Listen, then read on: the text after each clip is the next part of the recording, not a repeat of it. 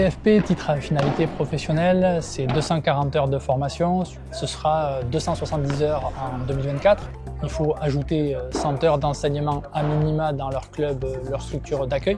Donc la formation est organisée sur une semaine de formation par mois pendant 7 mois, semaine qu'on dit bloquée.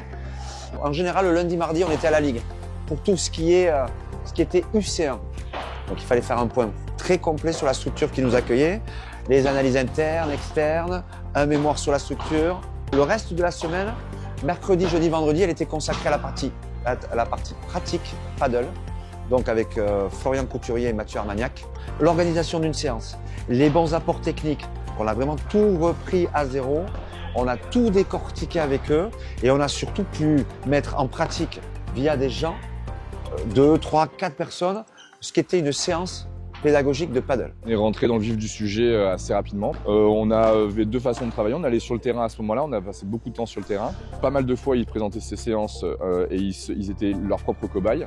Et puis, on a aussi pu assez régulièrement faire venir des cobayes parce que la réalité du terrain, c'est avoir des gens de tout type de niveau. Et donc, on a fait venir pas mal de cobayes pour qu'ils soient le plus ancrés dans la réalité. Donc, on est sur une formation quand même assez intense avec du contenu.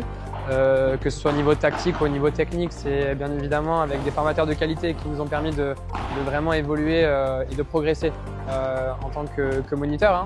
Donc j'ai eu la chance cette année d'avoir une prise en charge totale de la formation. D'un côté mon club et d'un côté une prise en charge d'un organisme spécifique, l'AFDAS. Nous avons une formation qui est itinérante avec différents bassins de pratique.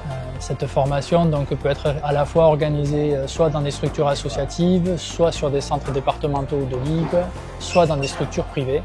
On alterne à chaque fois pour que différents acteurs du paddle puissent être face à nos stagiaires et qu'ils puissent se nourrir de ces différentes expériences.